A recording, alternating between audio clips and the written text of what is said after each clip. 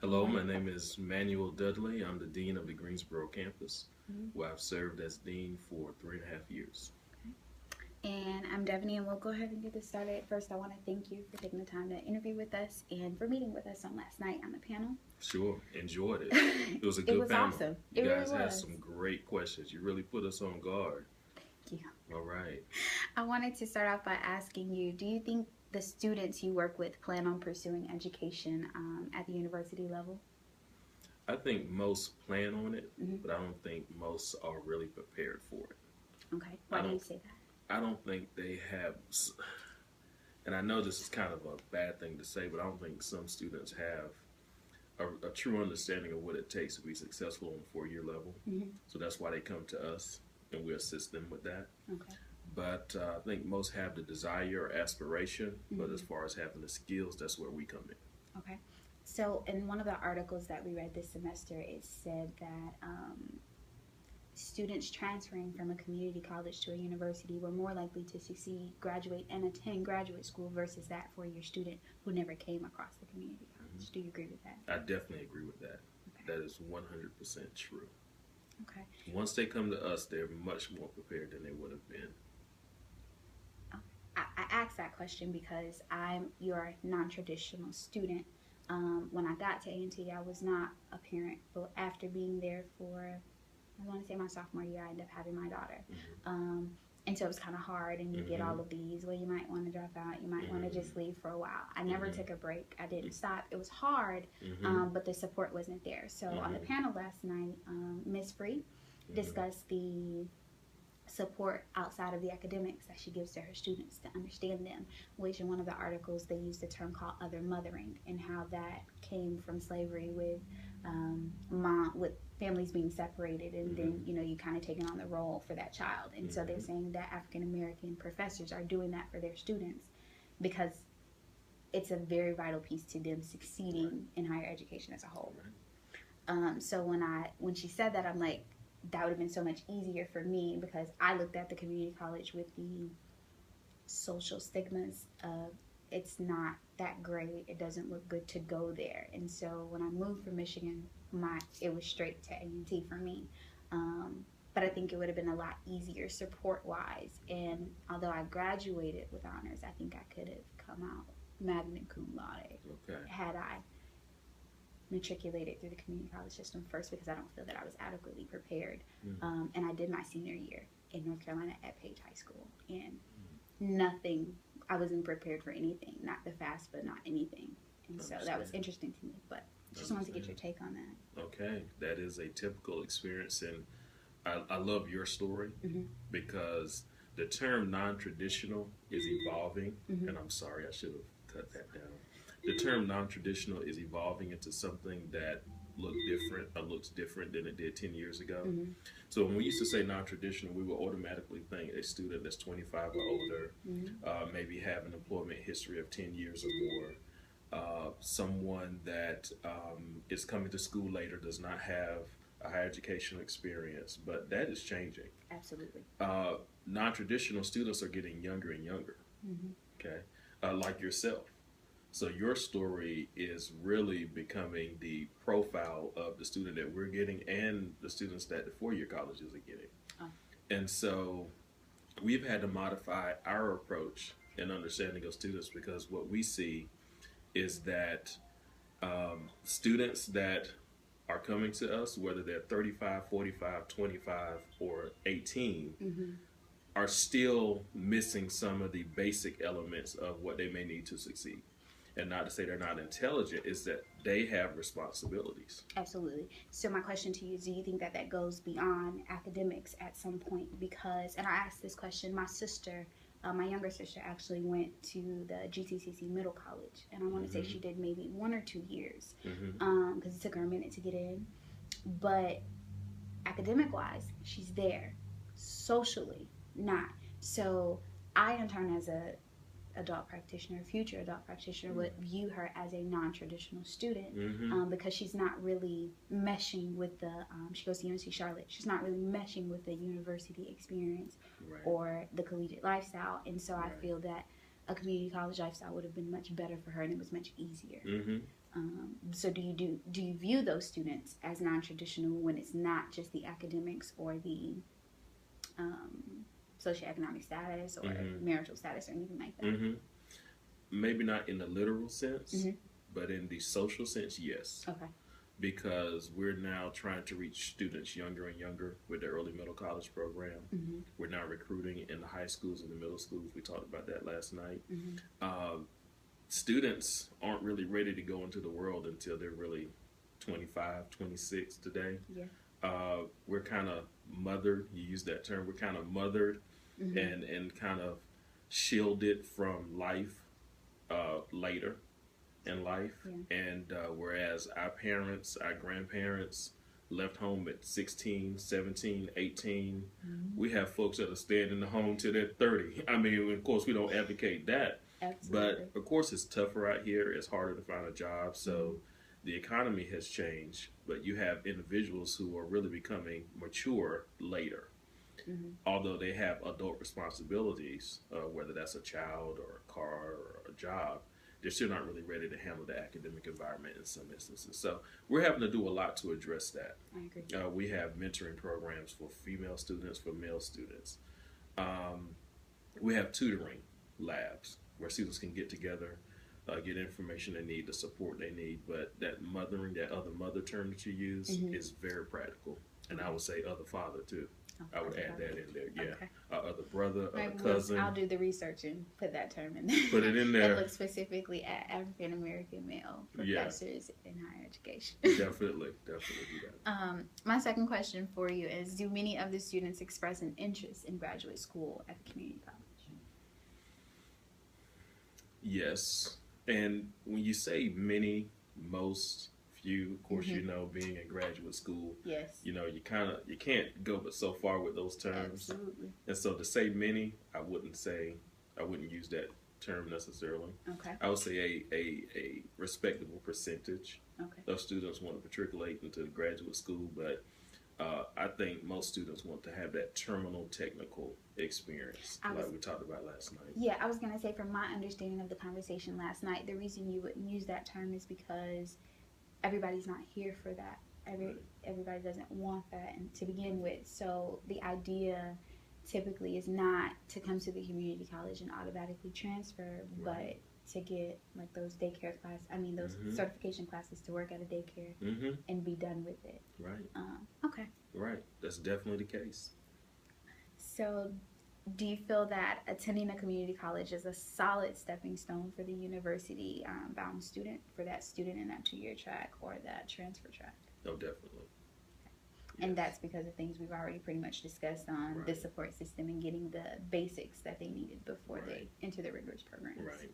Okay. Do most of the students you assist feel that they are getting an education equal to that provided by a 4-year institution's freshman and sophomore programs? We need to do some work on that. Okay. As you talked about earlier, and even we talked about last night, there's still a little bit of a stigma. I don't think students generally feel like they're getting the same, although they are. I think they feel like they're getting exactly what they need without the fluff. So that's why some students choose to go to an ITT or a ECPI or a DeVry, because they just want the basics. So I think sometimes when students come to us, they know they're getting the basics unless they really want to transfer. Okay. So the qualifications of our instructors are the same. That's what they're SACS accredited. They can teach mostly on the university level, except for some of our technical courses, because in technical programs, you don't necessarily need a master's degree or a doctorate. You just need the experience and the certification. And of course, the teaching experience is always good. So you don't find the same level of qualifications, but again, when a student is going through a college transfer program, those professors can teach on the university level. Okay. So they're getting the same information. We use the same textbooks. We use the same SLOs, student learning objectives in many cases. And we talked about articulation agreements last night and being co-enrolled. That's why we had those partnerships, because we're held to the same standard. North Carolina A&T has to go through SACS reaccreditation. So does GTCC. Okay. And so do all the community colleges in North Carolina. So we're held to the same standard. Okay. One of the articles talked about the professors at a university, yes, they have their PhDs and they have all these degrees. However, the focus is more so on the research and not the actual teaching. So the students in turn lack. You say you have this knowledge to give to your students, but they're not really getting the practical piece of it. Like, they're not getting your everything. Kind of like Ms. Free said. She said, I am my students' everything last night, which was profound to me because I feel like Dr. Wallace is some kind of, like, I know for mine, she's like my everything. I go to her for everything. Right. So, but you don't get that a lot. And I got it a little bit in my social work program, and I feel like that's only because it was social workers. They had been in the field, so they're different from whether I was in engineering or some other program where some of my friends were, that they didn't feel they were getting that support. So with the article, it was stating you get the teaching more so and the students benefit better at the community college because there is no research focus or takeaway for that professor. So that is their sole duty. Do you feel that that's an adequate representation of that, or no? Because as we discussed last night, some faculty and administrators are in multiple roles, so it's that area still may be lacking. So it's kind of the both for both institutions. Yeah, I think it's an asset, and I think that us not having that publish or perish situation, as you would on the university level, really benefits us. Because when I was in the classroom, I was able to focus on teaching. I was able to focus on working with students. I was able to focus on networking in the community and doing anything to improve my program. I wouldn't have necessarily that flexibility on the university level. I would probably have a class of 300 students, and I would have my graduate assistant probably teaching or helping me check papers. And so all of that creates barriers in a relationship between the instructor and the student. You reading that student's paper for yourself and understanding where their deficits are makes a huge difference. You emailing that student one-on-one instead of having your GA or your secretary do it makes a difference. It's about building relationships. So I understand that the setting is different, but I will say that's something that is really an asset for us. Teaching, working with our own students. We don't have an assistant. We don't have a GA. We don't have pressure to publish a book or publish 3 articles within a year.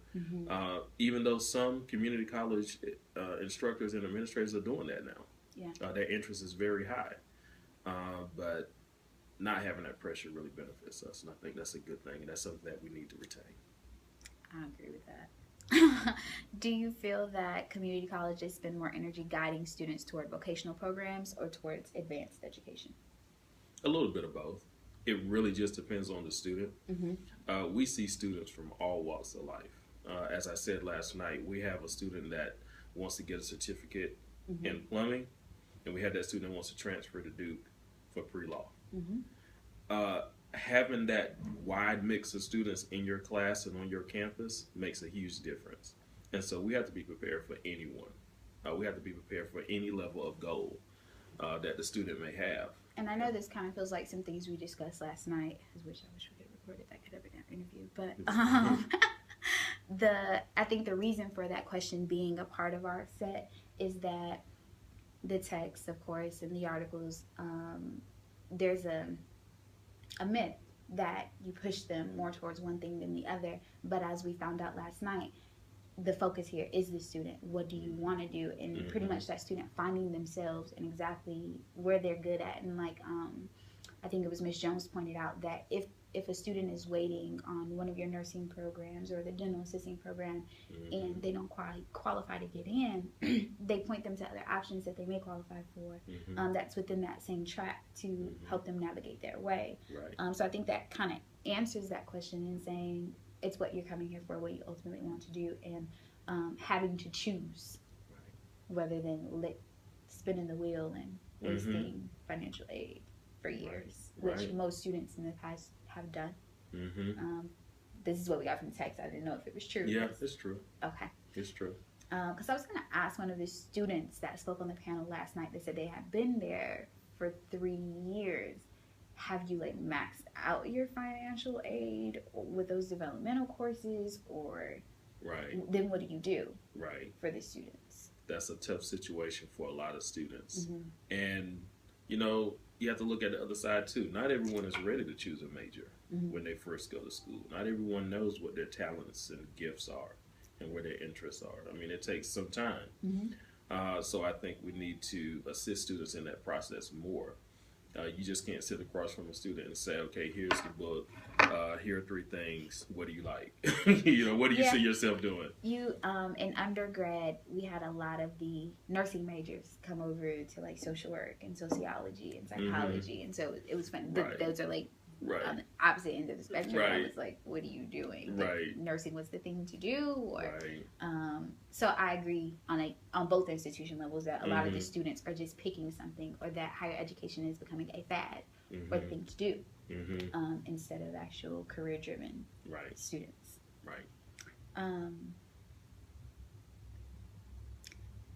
Are the students at the community college level provided with advisement services equal to those in the university? I think I know your answer, but I want to. Yes. And yes. Sometimes even better. I was going to say that. Yeah, sometimes even better. I think we've done some things in the last year with the support of Ms. Jones and all of student services to address those individual needs. Absolutely. And when you have a student who clearly displays little to no aptitude for higher education, what do you tell them? And again, I teach classes. I don't work with students on that level. But I think if you're a counselor, an instructor, I think we're all very honest with students. We don't want them to burn up their financial aid. We don't want them to waste their time. We don't want our time to be wasted, actually. So I think what happens is some type of intervention, if you will. Look, I know you want to be an electrical engineer. You just failed 2 math classes. Let's talk about something else. Is this the best fit? Do you need some tutoring? What assistance do you need? So I think those conversations are taking place. So trying to find the root of why those classes were failed before moving them totally to another idea. To see the reasons why. So that other mothering and other fathering. That's it. That's it. I mean, like yourself and like I experienced, I wanted to be a psychologist. I made a D in my first psychology class at UNCG. I still ended up going into a counseling field and still doing that, but I need to figure out what the deficit was. So the instructor, fortunately, just didn't give up on me. But there are some things I just needed to know and learn. Absolutely. So I'm glad that person said, you're not going to be a counselor, you can't be a psychologist, you need to change your major. Because you have, and I think that starts in middle school, high school, sometimes elementary even, and one of the students on the panel, the student from, I think she was from Maryland, I can't remember, Delaware. Yeah. She mentioned the make it or break it in those conversations, and I was a job coach, or a graduation coach at Carver High School in Winston, and a lot of my students were told that, and so they have no aspirations to go to community college or a university, and so it's hard to even get them to want to graduate from high school. So I think that those conversations, like you all said, targeting that middle school age is going to be very vital to the success or continuation of our society as a whole. Definitely. What are some of the biggest problems or concerns students express regarding their decisions to attend community college as the first step towards a degree? Oh man, money. Having enough money. Having the time. Having enough money to come here. They think the community college is expensive for some. And that's because of the population of students typically. So if it's not a specific certificate program or vocational technical program, you typically get lower SES students looking at the community college versus the universities. But they're still concerned about the tuition. They're concerned about the tuition because what's happening, or what has happened, is that many students are coming to us who have been laid off. They don't have any other options. They have to be retrained. They're trying to find another career. So many students use their financial aid as their sole source of income. I mean, it's the same thing that's happening on a university level, but in a different way. So when you have a person that has a child or children that has rent to pay, that doesn't have the luxury of staying in a dorm where food is already prepared, they have shelter, this person has to pay for their apartment or their home or their car, transportation or medical bills. And so students are financially strained. So my question with that is, a lot of students, university level and community college level, try to live off their refunds.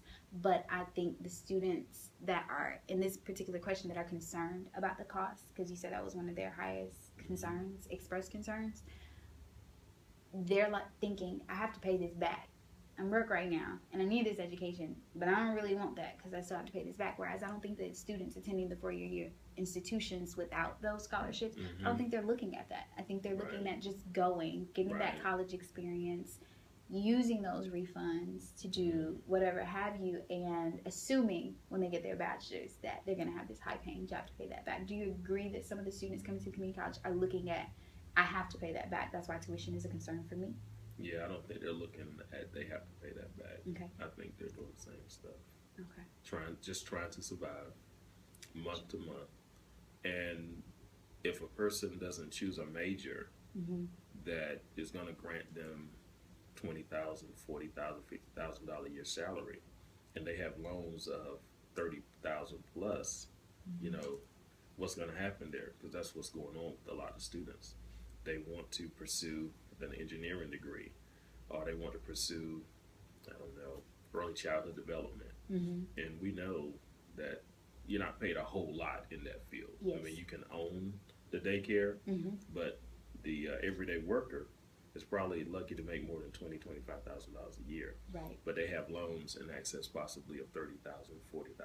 So, you know, we're constantly trying to navigate that with students and make sure they choose the right major that's going to net them the money that they need to survive. I was going to ask that. That was something in undergrad in a research class that I looked at doing research on once I got into higher ed, and because I hate research, but I'm interested in it. I just don't like the process of doing it. Right. And you'll probably make a good researcher, though. We can talk about that later. It's funny how that happens. People that usually hate something are usually the best at it. Okay. But I wanted to look at why students are choosing certain majors and career paths, but are not looking at the field and what jobs are available, and possibly looking at, is this going to be something that I'm still have 10 years from now, 20 years from now? Doctors are always needed. Nurses are always needed. You know, they're not, but they're not choosing those fields, or they're choosing fields like, for my field, undergrad social work, for instance, where people get in those positions and lock them down until they retire, and you're just stuck, or you have to go to some rural area, city, to get the position. Right. And people are running from certain careers just because they're afraid of math. Many students have a math phobia. And so you're a person, okay, all right. So someone that probably want to be a chemist can't do the, what is it called, equations? Yeah. And, you know, they run away from math. And so your former nurse, like you said, is now a social worker. Yep. Okay. So that's happening too. I see it. With the high immigration numbers so prevalent in our modern community college setting, do you feel that all students are being given an equal opportunity to reach their academic goals in a timely manner, if at all? I would think so. Yes. Yeah. Okay. Yeah. And lastly, for this set of questions, I wanted to ask you are you a parent? Yes. Okay. As a parent who has every intention of seeing your child graduate from a university with a degree someday, would you be comfortable with them securing their first 2 years of higher education? Oh, wow. At a See, community y'all are wrong for that. See, I tell you what. But, you know, that's a good question. And as you spoke to earlier, we do have the early middle college program on the community colleges. Sure. I'm an advocate of it. I know the power of it. If my daughter came to me and said, I want to go to G-Tech for the first 2 years, I would say, go ahead. Let's pay. Let's get it done. But of course, I would steer her into the right career. Now, we would have to talk a little bit more. Okay. But yeah, what's good for the goose is good for the gander, as they say. So I'm an advocate all the way. That's awesome. That's a great question. Well, because we found it interesting, especially for some faculty that work at the community college setting and system. They're big advocates for it, for the society. But when it comes to that in-home, they're kind of like, no, Susie's going to Chapel Hill. Like, you know, and it's like, you kind of contradict it. And you're saying what's good for my child or what's best for my child, and where you're trying to steer my child and saying they need to save money. You're not using that same thing, and it's kind of like that's not right. So that's why we ask it. That's a very who thought of that question? One of my group members. That's a good one. That's a good one. I had a few questions from last night's conversation and panel. Okay. If I can find it. And while you're doing that, I'm going to check my message if that's okay. Okay.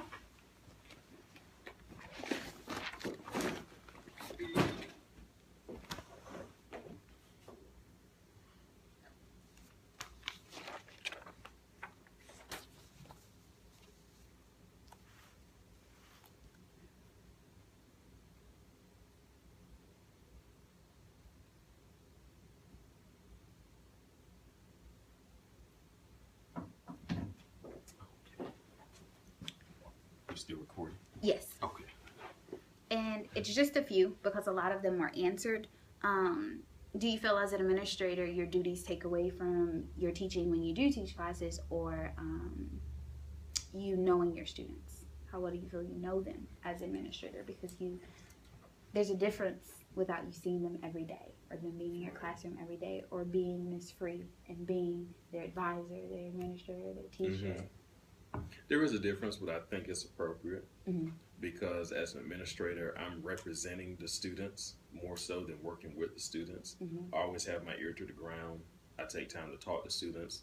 I teach at night just so I can have that one-on-one contact with students more so. Because I want to say as students, even speaking from a four-year institution level, it kind of bothers me sometimes for administrators in certain positions to represent us, but you don't know us. When have you taken the time to talk to us? You really do. We can never get a meeting with you. We can never, So it's kind of like, how are you adequately representing your campus or your student population and you don't know them? You're right. You're right. So for you to say you have your ear to the ground, that's very, I guess, reassuring for me as a student, even though I'm not attending GTech, that it's happening and that it matters to somebody. It does matter. And I found out more from students just standing in the hallway. Just standing there, students coming in and going out. Sometimes I just stand there, greet students, say hello. And then some will engage. Some will look lost and confused. And you can tell that they have a question. You say, can I help you? Are you new to the campus? That really makes a difference. Awesome. And I want to say... that's it, actually. That's it. That is you only it. had one. Everything else was kind of answered. Okay. And yeah, we kind of covered everything. Okay. As to why they attend. And I think between the panel last night, the text and the articles, it's self-explanatory, especially if you're immersed in your community and this is really what you want to do. And if you've actually been going outside of the classroom setting to find information, because I can't imagine as a student looking to graduate in May not knowing these things or not looking to additional texts or resources. So I think a lot of the questions were answered, and it's kind of self-explanatory once you learn the environment that you're interested in. Okay. So thank you so much, Dr. Dudley, for taking the time to interview with me today. You're welcome. It was my pleasure. It's been a pleasure as well.